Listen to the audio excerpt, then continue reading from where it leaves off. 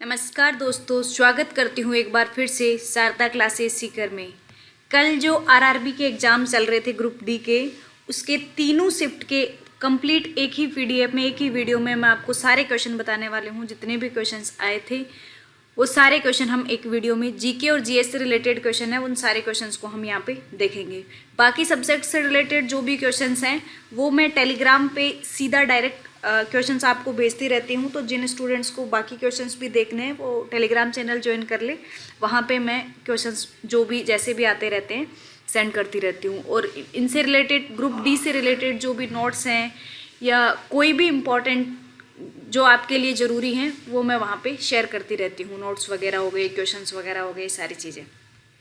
तो स्टार्ट करते हैं, हम शिफ्ट फर्स्ट से स्टार्ट करते हैं। पहली शिफ्ट का ऑलरेडी मैं वीडियो बना चुकी हूँ, लेकिन यहाँ एक बार फिर से रिवाइज कर लेते हैं। तो पहला क्वेश्चन हमारे पास है यहाँ पे, 2017 में स्मृति ईरानी के पास कौन सा मंत्रालय था? तो 2017 में स्मृति ईरानी के पास कौन सा मंत्रालय था? तो उनके पास था कपड़ा मंत्रालय। 2017 की बात हो रही है ये।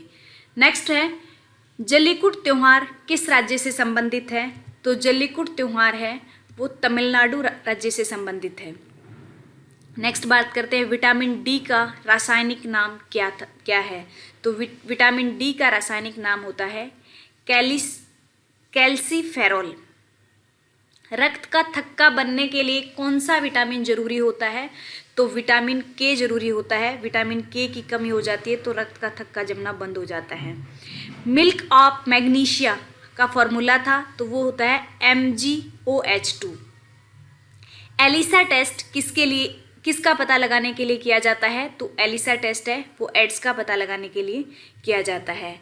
एड्स की फुल फॉर्म की यहाँ बात करते हैं तो एक्वायर्ड इम्यूनोडिफिशियंसी सिंड्रोम।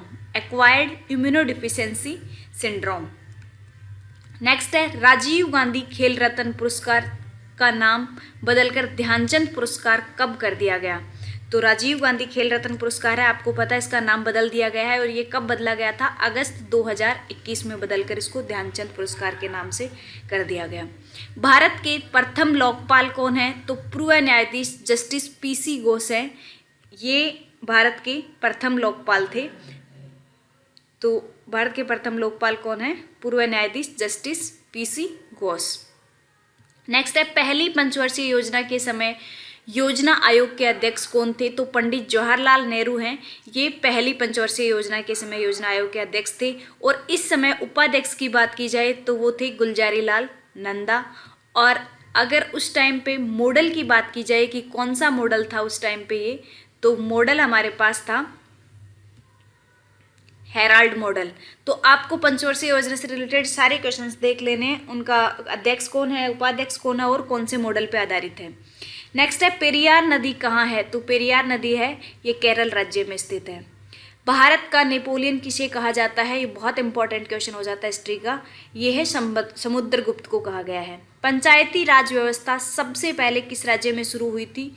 तो ये राजस्थान राज्य में नागौर जिले से शुरू हुई थी। नेक्स्ट, एक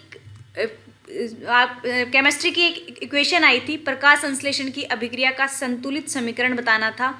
तो ये समीकरण आप यहाँ देख पा रहे हो। ये समीकरण हमारे पास है C6CO2 plus 6H2O minus C6H12O6 plus C6O2। तो ये इक्वेशन थी जो प्रकाश संश्लेषण की इक्वेशन आपको दी हुई थी और इसको संतुलित करना था। नेक्स्ट है, शांति का नोबेल पुरस्कार है वो 2021 का किसे दिया गया था? तो नोबेल पुरस्कार से रिलेटेड क्वेश्चंस इंपॉर्टेंट हो जाते हैं। पद्मश्री हो गए, अब ये अवार्ड जितने भी होते हैं ये सारे इंपॉर्टेंट होते हैं। तो ये दिया गया था मारिया रेसा को, और दूसरे जो थे वो थे दिमित्री मुराटोव। मारिया रेसा और दिमित्री मुराटोव को दिया गया था।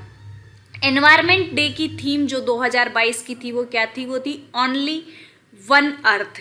2022 से रिलेटेड क्वेश्चंस हैं करंट अफेयर के, वो ज़्यादा पूछे गए, 21 से भी पूछे गए बट कम पूछे गए हैं। 2022 के ज़्यादा पूछे गए हैं।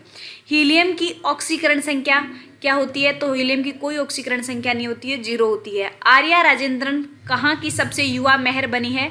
तो ये तिरुवनंतपुरम केरल की सबसे युवा मेयर बनी है। पश्चिम बंगाल के राज्यपाल कौन थे?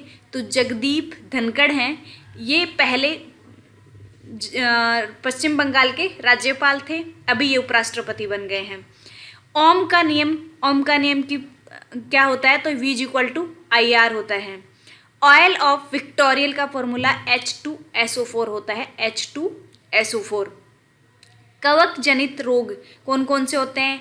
एथलीट फूड हो गया, दाद हो गया, खाज हो गया, गंजापन हो गया, सारे के सारे क्या हैं? कवक जनित रोग हैं। नेक्स्ट हम बात करते हैं अनुच्छेद 231 है, वो किसके बारे में बताता है? तो ये 2 या 2 से अधिक राज्यों के लिए हाईकोर्ट द्वारा बनाया गया है ये। नेक्स्ट है दांडी यात्रा कब शुरू हुई थी? तो गांधी जी ने शुरू की थी दांडी यात्रा 12 मार्च 1930 को। वैक्सीन मैत्री अभियान है, ये क्या था? तो अपने पड़ोसी देश, इंडिया के जो पड़ोसी देश हैं उनको वैक्सीन मुहैया कराने के लिए स्टार्ट की गई थी। कोरोना की वैक्सीन मालदीव, नेपाल, म्यांमार और बांग्लादेश जो है इनको वैक्सीन प्रदान करने के लिए ये चलाई गई थी। नेक्स्ट है सीवी रमन को नोबेल पुरस्कार कब दिया गया था? तो सीवी रमन को 1930 में दिया गया था नोबेल पुरस्कार। बाल साहित्य पुरस्कार 2021 कितनी भाषाओं में दिया गया था? तो ये 22 भाषाओं में दिया गया था। वर्तमान में CGA कौन है? तो वर्तमान में कौन क्या है, इससे रिलेटेड वीडियो आपको इसी चैनल पे मिल जाएगा, लिंक आपको डिस्क्रिप्शन बॉक्स में मिल जाएगा, उससे रिलेटेड क्वेश्चन भी आप देख के जा सकते हो। कितनी ये वर्तमान में CGA कौन है? तो श्रीमती सोनाली सिंह। आत्महत्या की थैली किसे कहा जाता है? तो लाइसोसोम को कहा जाता है आत्महत्या की थैली। MIC गैस का पूरा नाम क्या है? तो मिथाइल आइसोसाइनेट को कहा जाता है MIC। तो ये क्वेश्चंस थे पहली शिफ्ट से रिलेटेड, जो भी क्वेश्चंस मेरे पास पहुंचे थे। सेकंड शिफ्ट के क्वेश्चंस हम यहाँ देखते हैं। पहला क्वेश्चन हमारे पास है, बसवराय बम्बई किस राज्य के मुख्यमंत्री हैं? तो फिलहाल में मुख्यमंत्री कौन से राज्य के हैं, वो भी इंपॉर्टेंट रोल प्ले करता है। तो कर्नाटक राज्य के हैं ये। PH की फुल फॉर्म क्या होती है? तो PH की फुल फॉर्म होती है पोटेंशियल ऑफ हाइड्रोजन। अमरकंटक से कौन सी नदी निकलती है? तो अमरकंटक से निकलती है नर्मदा और सोन नदी। कार्बन का अपर रूप कौन सा है? तो कार्बन का अपर रूप है हीरा, ग्रेफाइट, कोयला, कोक और चारकोल। ये अब कार्बन के अपर रूप हैं। 2021 का द्रोणाचार्य पुरस्कार संध्या गुरुंग को किस खेल के लिए दिया गया था? तो ये दिया गया था बॉक्सिंग के लिए। सबसे बड़ा नदी द्वीप कौन सा है? तो माजुली द्वीप है। मानव विकास सूचकांक 2021 में भारत का स्थान कौन सा है? तो 131वें स्थान पे रहा है भारत, और पहले स्थान पे रहा है नॉर्वे। अनुच्छेद 279A किससे है? तो अनुच्छेद 279 के अनुसार संविधान संशोधन, GST परिषद के अंदर एवं राज्य सरकारों का संयुक्त मंच, ये सब चीज़ें इसके अंदर होती है। नेक्स्ट है स्टैचू ऑफ यूनिटी की ऊंचाई कितनी है? तो स्टैचू ऑफ यूनिटी की ऊंचाई है 182 मीटर, 182 मीटर। नेक्स्ट है अनुच्छेद 51 किस भाग में है? तो ये भाग 4A में है। महिला के लिए पंचायत समिति में आरक्षण कितना है? तो 1/3 है। अनुच्छेद 48A किससे रिलेटेड है? तो राज्य सरकार को निर्देश देता है और इस पर्यावरण की सुरक्षा और उसमें सुधार सुनिश्चित करें तथा देश के वनों तथा वन्य जीव की रक्षा करें। ये सारी चीज़ें हैं कि इसमें अनुच्छेद 48A में। अब आपको क्या क्वेश्चन था, क्या रिलेटेड क्वेश्चन था, वो आप देख सकते हो। निजामुद्दीन औलिया की दरगाह है कहाँ पे स्थित है? तो ये नई दिल्ली में स्थित है। विटामिन B12 का रासायनिक नाम क्या है? तो विटामिन B12 का रासायनिक नाम है साइनोकोबालाइन। आपको देख रहे हो यहाँ पे कि अनुच्छेद से रिलेटेड काफ़ी क्वेश्चन पूछे गए हैं, तो ये बहुत इंपॉर्टेंट हो जाते हैं, अच्छे से देख के जाना है इनको। बुझा हुआ चूना किसे कहते हैं? तो कैल्शियम हाइड्रोक्साइड को कहते हैं, CaOH2 को बुझा हुआ चूना कहते हैं। फ्लेमिंग का बाएं हाथ, फ्लेमिंग का लेफ्ट हैंड रूल उसमें पूछा गया था। तो लेफ्ट हैंड रूल में अंगूठा है वो किसको बताता है? फोर्स को बताता है। अंगुली है वो चुंबकीय क्षेत्र को या फिर अगर राइट हैंड रूल की बात करें तो विद्युत धारा को बताती है। नेक्स्ट, दर्पण से रिलेटेड कुछ क्वेश्चंस भी पूछे गए थे, एग्जैक्ट क्वेश्चन क्या था वो नहीं पहुंचा है। राहुल गांधी की लोकसभा सीट जहां से वो चुनाव जीते वो कौन सी थी, तो वो थी वायनाड से जीते थे। निकट दृष्टि दोष या मायोपिया किस लेंस से दूर किया जाता है, तो निकट दृष्टि दोष को दूर करने के लिए अवतल लेंस का यूज किया जाता है। वित्त आयोग किस अनुच्छेद में आता है, तो ये अनुच्छेद 280 फर्स्ट में आता है। आप देख रहे हो अनुच्छेद से रिलेटेड हर शिफ्ट में दो तीन क्वेश्चन पूछे गए हैं। मानसी राम किस पहाड़ी से संबंधित है, तो ये खासी पहाड़ी से संबंधित है। लोहे में जंग लगना किस अभिक्रिया का उदाहरण है, तो रेडॉक्स अभिक्रिया का उदाहरण है लोहे में जंग लगना। क्लोरीन का इलेक्ट्रॉन विन्यास कितना होता है, तो 287 होता है क्लोरीन का इलेक्ट्रॉन विन्यास। संगाई हिरण किस राज्य में पाए जाते हैं, तो ये मणिपुर में पाए जाते हैं। आधुनिक आवर्त सारणी के पिता के रूप में किसे जाना जाता है, तो मेंडलीव को जाना जाता है। नेक्स्ट बात करते हैं तीसरी शिफ्ट जो हुई थी, कल शाम की शिफ्ट थी 17 अगस्त की, उसमें क्या क्वेश्चन पूछे गए थे, तो पद्मश्री 2022 खेल के क्षेत्र में किसे दिया गया है, तो ये श्री सुमित अंतिल को, श्री प्रमोद भगत को, श्री नीरज चोपड़ा को और श्री फैजल अली डार को और वंदना कटारिया और अवनी लेखरा, इन सबको खेल से रिलेटेड जितने भी आपसे आपके ये पद्मश्री अवार्ड वगैरह हैं वो खेल बिना खेल वाले भी पूछे जाते हैं। सारे पूरी लिस्ट आपको अच्छे से तैयार करके जानी है, लेकिन खेल से रिलेटेड इससे क्वेश्चन काफ़ी बन जाते हैं। किस खेल में दिया गया है, कितना उनका अगर भार है तो कितना भार है, किस खिलाड़ी को दिया गया है, कहाँ से रिलेटेड करते हैं, तो ये काफ़ी इंपॉर्टेंट रोल प्ले कर जाते हैं ये वाले क्वेश्चन। नेक्स्ट हम बात करते हैं राष्ट्रीय विज्ञान दिवस कब मनाया जाता है, तो ये मनाया जाता है 28 फरवरी को। और दुर्लभ रोग दिवस कब मनाया गया है, तो ये 28 या 29 फरवरी को मनाया जाता है। लेकिन 2022 का अगर पूछा गया है तो 2022 में ये 28 फरवरी को मनाया गया था। हालांकि ये विश्व दुर्लभ रोग दिवस है वो 29 फरवरी को भी मनाया जाता है, कभी 28 फरवरी को भी मनाया जाता है। तो ये 2022 का पूछा जाए तो 28 फरवरी को मनाया गया था, फरवरी का लास्ट डे मनाया जाता है। नेक्स्ट हम बात करते हैं पंचायती राज संविधान के किस संशोधन से संबंधित है, तो ये 73वें संविधान संशोधन से संबंधित है। फ्रांस के सर्वोच्च नागरिक सम्मान से किस भारतीय को सम्मानित करने के लिए चुना गया है, तो वो चुने गए हैं शशि थरूर को। भूदान आंदोलन किसने शुरू किया है, विनोबा भावे ने शुरू किया था भूदान आंदोलन। 1 जूल किसके बराबर है, तो 1 न्यूटन मीटर के बराबर होता है। किस प्रधानमंत्री को भारतीय राजनीति का पितामह कहा जाता है, तो अटल बिहारी वाजपेयी जी को कहा जाता है भारतीय राजनीति का पितामह है। HIV की फुल फॉर्म की बात करें तो HIV की फुल फॉर्म होती है human immunodeficiency virus, human immunodeficiency virus. Hockey में कितने खिलाड़ी होते हैं, तो हॉकी में 11 खिलाड़ी होते हैं। के वेणुगोपाल का कार्यकाल कब बढ़ाया गया था, तो 30 जून 2022 को बढ़ा दिया गया था। उपनिषद में उप का क्या अर्थ होता है, तो उप का अर्थ होता है निकट।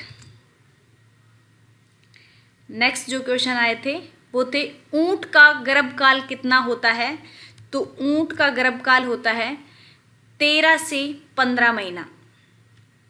जेनेवा का मुख्यालय कहाँ है, WHO का मुख्यालय कहाँ है, तो ये है जेनेवा में। संविधान कब लागू हुआ था, तो 26 जनवरी को। डेट पूछी गई थी आपसे, तो डेट आ जाएगी 26 जनवरी। अब संविधान से रिलेटेड हम देखें तो भारत का संविधान जो है वो संविधान सभा द्वारा पारित तो 26 नवंबर 1949 को ही कर दिया गया था, लेकिन लागू कब हुआ था, ये लागू हुआ था 26 जनवरी 1950 को। इसलिए 26 आपसे लागू हुआ पूछा है तो 26 जनवरी को लागू हुआ था, 26 जनवरी 1950 को। लेकिन अब 26 जनवरी 1949 2 महीने पहले ही ये बन के ये पारित हो चुका था, तो इसलिए इस डेट को 26 नवंबर को संविधान दिवस के रूप में मनाया जाता है। 26 नवंबर को आपको याद करना है, संविधान दिवस के रूप में मनाया जाता है। नेक्स्ट 2011 के जनगणना के अनुसार 8.6% कौन सी बोली बोली जाती है, तो मराठी, बंगाली और गुजराती बोली जाती है। 2011 के जनगणना के अनुसार 8.6% बोली है वो मराठी, बंगाली और गुजराती बोली जाती है। सेल कब बना था, तो 24 जनवरी 1973 को बना था सेल। किस पैरा एथलीट्स को मेजर ध्यानचंद पुरस्कार मिला है?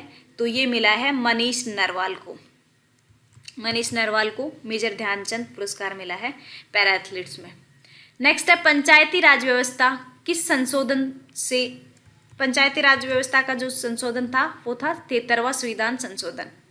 प्रधानमंत्री श्रम योगी मानधन योजना के अंतर्गत केंद्र सरकार कितना योगदान करती है? तो 50% योगदान केंद्र सरकार करती है। नेक्स्ट है संघीय मतदान प्रणाली किसके अंतर्गत आती है? तो संघीय मतदान प्रणाली है ये आती है कॉन्स्टिट्यूशनल राइट, संवैधानिक अधिकार के अंतर्गत आती है। नेक्स्ट क्वेश्चन है गोसीखुर्द इरिगेशन प्रोजेक्ट है वो किस राज्य से संबंधित है? तो ये है महाराष्ट्र से संबंधित है और ये हो जाएगा महाराष्ट्र। पद्मश्री अवार्ड 2022 किस पैराशूटर को मिला था? तो ये मिला था अवनी लेखरा को, जो पहली पैराशूटर है, जो युवा पैराशूटर है जिनको मिला था। और ऑल ओवर गेम्स में देखा जाए तो ये दूसरी युवा खिलाड़ी है और पहली पैरा खिलाड़ी है जिनको ये अवार्ड मिला है। पहली पैरा युवा खिलाड़ी है ये अवनी लेखरा जिनको मिला है। तो ये तीनों शिफ्ट से रिलेटेड क्वेश्चंस थे। इसकी पीडीएफ आपको टेलीग्राम पे मिल जाएगी और बाकी एनालिसिस के लिए भी आप चैनल के साथ जुड़े रहें। Thank you so much friends. और जिन स्टूडेंट्स को जो एग्ज़ाम दे के आते हैं वो प्लीज़ क्वेश्चन सेंड कर दें। आपके इसके लिए एक और ग्रुप बना दिया है मैंने टेलीग्राम पे, जिसका लिंक भी मैं इसके नीचे दे दूंगी, जिसमें आप क्वेश्चन सेंड कर सकते हैं कि आप अगर कोई क्वेश्चन छूट रहा है तब भी आप मैसेज कर सकते हैं उसमें कमेंट, या तो कमेंट बॉक्स में डाल दें या फिर आप वहाँ पे उस टेलीग्राम ग्रुप में डाल दें कि कौन कौन से क्वेश्चन, कोई भी स्टूडेंट अगर आप भी अगर एग्ज़ाम दे के आते हो तो आप अपने एग्ज़ाम के आते जितने क्वेश्चन आपको याद रहते हैं आप उस ग्रुप में शेयर कर दें। Thank you friends.